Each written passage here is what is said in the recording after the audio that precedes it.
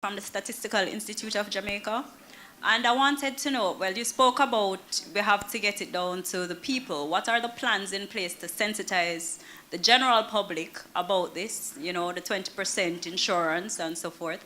And secondly, are there any plans in the policy to deal with agricultural insurance? Because agriculture contributes a significant amount to GDP. So what is there in relations to agricultural insurance? Well, I mean, again, excellent questions. Boy.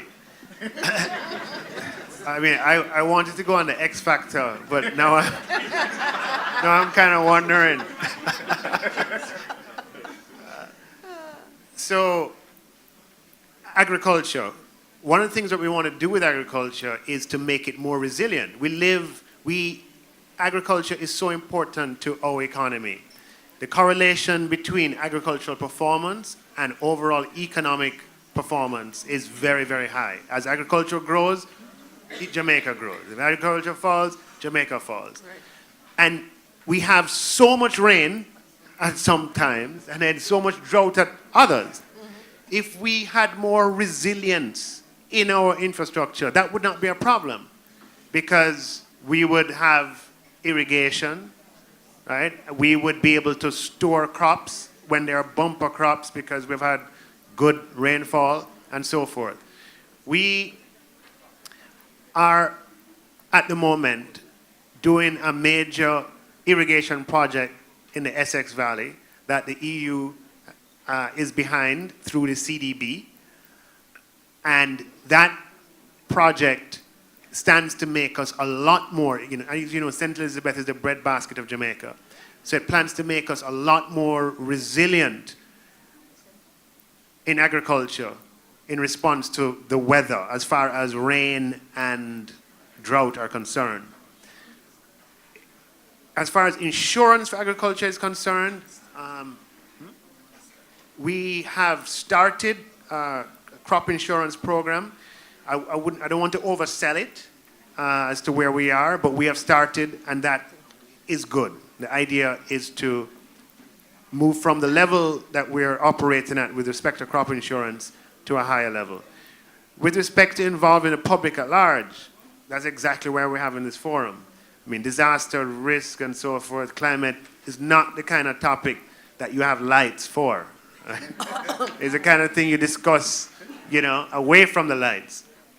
So the mere fact that we're taking this topic and putting it in a forum like this means that we're going to be taking a different approach because we have to deal with this differently.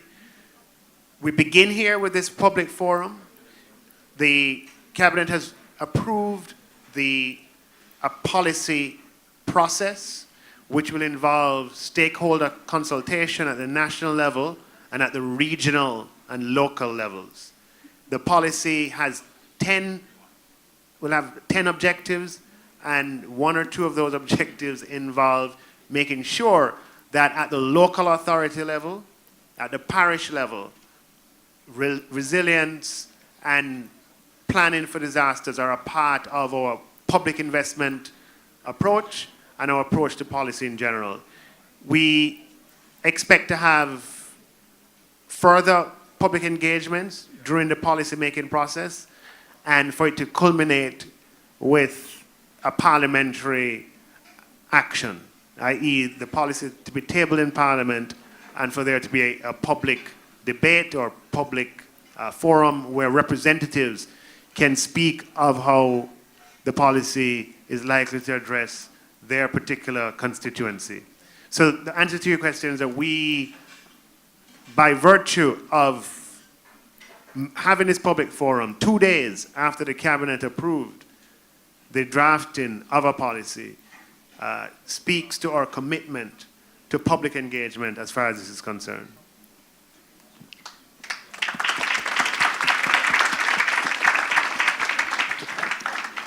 Thank you.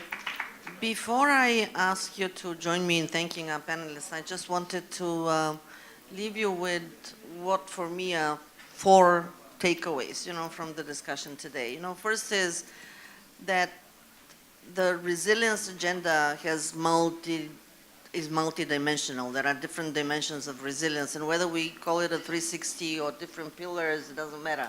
The point there is that, you know, there is social resilience, there is financial, fiscal, environmental, and all of them are important. And therefore, it's also very important to have a strategic approach so that you know how you prioritize, you know, how you address these different aspects of resilience, because otherwise it's really overwhelming. And so that's one.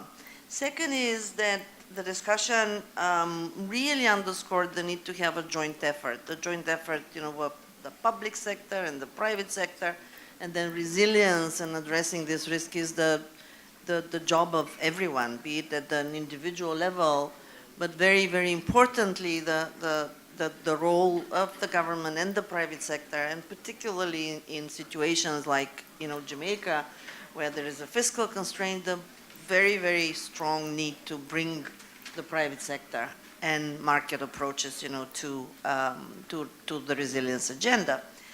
Third point is that the discussion brought, you know, that there is a menu of options, or there are many different instruments out there, and different countries are trying different things. You know, the possibility of innovating and pushing the envelope is also there. And what is really important is that all these different products and instruments are adapted to the specifics of each country, and there is a comprehensive menu of options, or a comprehensive suite of products, as we say, to address the issues in a concrete country. And the last point is that Jamaica has been really at the forefront. Jamaica has done the homework, and the development partners have been with Jamaica, you know, through these years, but now it's up to us, again, to support strongly Jamaica for the sake of Jamaica and the developments of Jamaica, but also to create the model and create the example, you know, for the rest of the Caribbean. So join me in thanking our distinguished panel.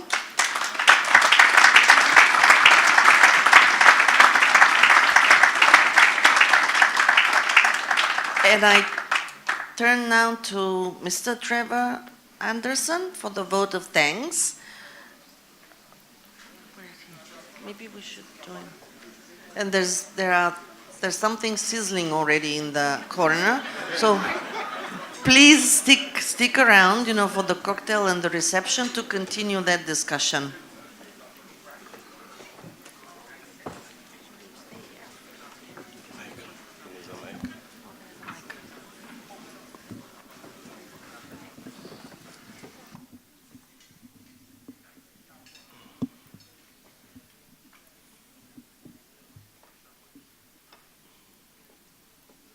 Testing, testing. Can you hear me? All right.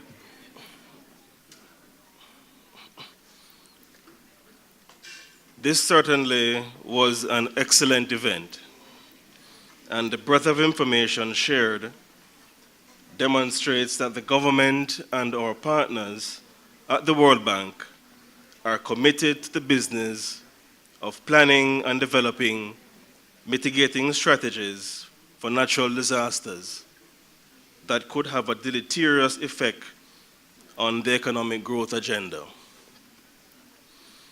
I feel privileged to have been tasked to move the vote of thanks. I know and I suspect that you all feel the same as I do, energized and encouraged by the discussions that took place and the presentations that were made. We are heartened by the sheer numbers that have turned out to attend this forum today.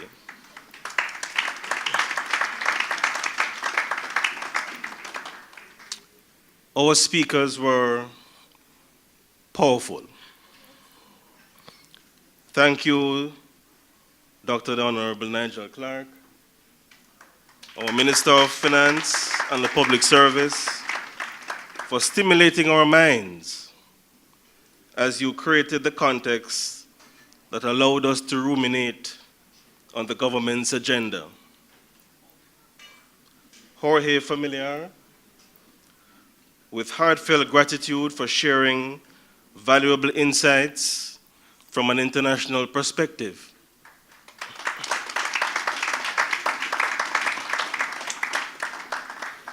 We hope you will find a little time to experience our warm island hospitality.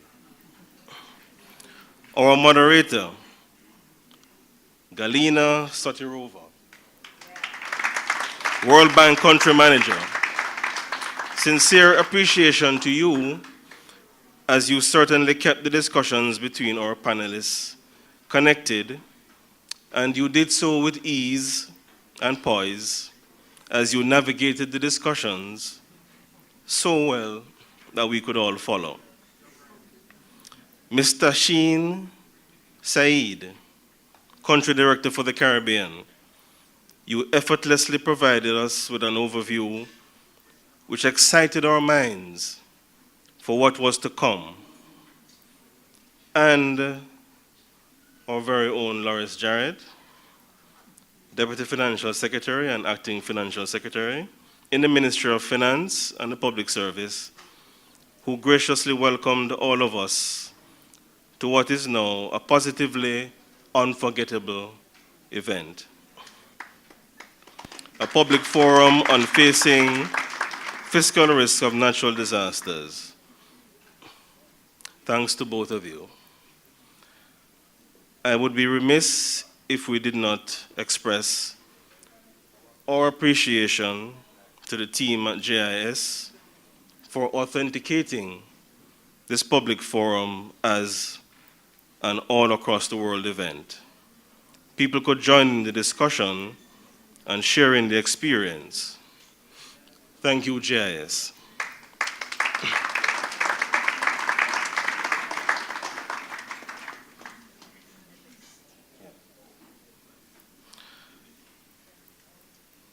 To our panelists, we thank you for a invigorating discussion, and a discussion which, stimulated our minds and provided us with further food for thought.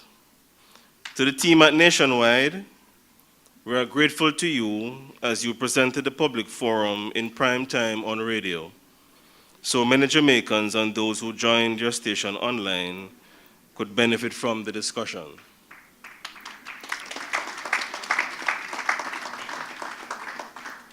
To the wider media, you provided coverage so that the nation could remain informed as after the event has concluded. Thank you for continuing to tell our good story. And to you all, it certainly would not have been the same if we had spoken to empty chairs. So thanks to you for coming out in your numbers. We recognize that you were engaged, and we commit to continuing the discussion. We ask of you one thing and one thing only. Please, please go and share the information so that many more may be informed. Ladies and gentlemen, the logistics of the event was well coordinated, and I am sure you would agree the public forum was executed with excellence. And as such, we express gratitude and appreciation to the technical communication team from the Ministry of Finance and the Public Service, our partners, the World Bank, Sparkle's event planners, technical support from the World Bank, and guidance from the leadership at the ministry. Have a great evening. Cocktails follow. Thank you.